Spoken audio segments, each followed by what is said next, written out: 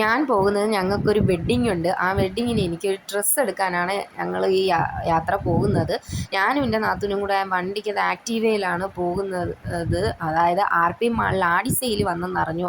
അവിടുന്ന് ഒരു ഡ്രസ്സ് എടുക്കാനാണ് പോകുന്നത്. എൻ്റെ നാത്തൂൻ നേരത്തെ കളക്ഷൻസ് എടുത്ത്, പക്ഷേ കുറച്ച് ഇതേ ഉള്ളൂ. പക്ഷേ എല്ലാം പോയോ എന്തോ ഒന്നും അറിയാൻ വയ്യ. അവിടെ ചെന്നതിന് ശേഷം എന്താ ഏതാണെന്നുള്ളത് അറിയാൻ പറ്റൂ.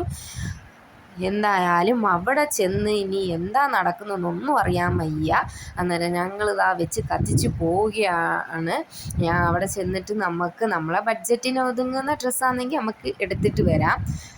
അതാണ്ട് ഞങ്ങൾ ആ കടയിലോട്ട് കയറി. ആ മുമ്പോട്ട് വെച്ച കാല് പിന്നിലോട്ട് വെച്ച് ഞങ്ങൾ പിന്നെ അതാണ്ട് ബാക്കിലോട്ട് അങ്ങ് നടന്നു.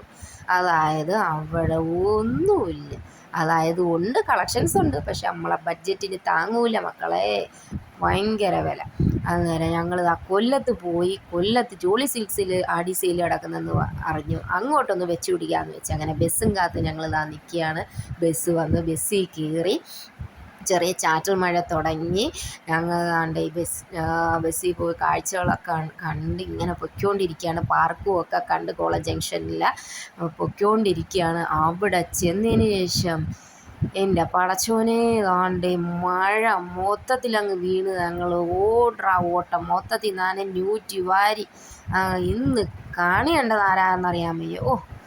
എന്തായാലും ദാണ്ട് കടയിൽ കയറി എനിക്ക് ഡ്രസ്സ് എടുക്കാൻ വന്നിട്ട് കൊച്ചുങ്ങളെ സെക്ഷനിൽ കിടന്ന് കറങ്ങേണ്ട സ്ഥിതി. അതായത് അവിടെയും ഉണ്ട് സാധനം, പക്ഷെ നമുക്ക് ആടി സെയിലല്ലേ വേണ്ടത്. കല്യാണത്തിന് പറ്റിയ ഡ്രസ്സുകളൊന്നുമില്ല അവിടെ. അതാണ്ട് ഞങ്ങൾ മൊത്തത്തിൽ കിടന്ന് ഞങ്ങൾ പരതിയതിന് ശേഷം പിള്ളേർക്കുള്ള ഡ്രസ്സിനകത്ത് വന്ന് വിലയും കണ്ട് ഞെട്ടി അമ്പരം നിന്നിക്കുക. അപ്പോഴേ ഞാൻ പറഞ്ഞു നമുക്ക് പോവാമെന്ന്. എൻ്റെ പൊന്നോ, ഇതിനും വേണ്ടി പെണ്ണുങ്ങൾ എവിടെ നിന്ന് കിടക്കുന്നതെന്ന് അറിയാൻ വയ്യ. ആടി സെയിലൊന്നും കേട്ടില്ല. കൊട്ടയും വട്ടിയുമായിട്ട് താണ്ട കുറേ ആളുകൾ. എല്ലാത്തിനെയും ബാസ്ക്കറ്റ് നിറഞ്ഞു കിടക്കുക. നമ്മൾക്ക് വേണ്ടെങ്കിൽ അവരെ ബഡ്ജറ്റിന് കുഴപ്പമില്ലായിരിക്കും. നമ്മളെ ബഡ്ജറ്റിനൊന്നും നമുക്കിതൊക്കില്ല, സെറ്റാവില്ല. നമ്മൾ അന്നേരം ആ സ്പോട്ടിൽ ഇറങ്ങാൻ പോയി. അന്നേരം താണ്ട കണ്ണിനകത്തൊരു കളറ് താണ്ട കുടുങ്ങി. പക്ഷെ എന്താ അത് നമ്മളെ കല്യാണത്തിന് ഇടാൻ പറ്റൂല. അതിനകത്ത് എന്തോ സ്ക്രാച്ച് എന്തോ ഉണ്ട്, അതും നമുക്കെടുക്കാൻ പറ്റിയില്ല. പിന്നീട് താണ്ട് ഞങ്ങൾ വലിച്ചു വാരി ഇട്ടതല്ല, നേരത്തെ അത് അങ്ങനെ കിടക്കുന്നതാണ്. പക്ഷെ ഡ്രസ്സ് കിട്ടിയില്ലെങ്കിൽ എന്താ, എൻ്റെ നാത്തൂൻ്റെ വക ഒരു മസാല ദോശ എനിക്ക് കിട്ടി. അതിലെന്തായാലും ഞാൻ സംതൃപ്ത.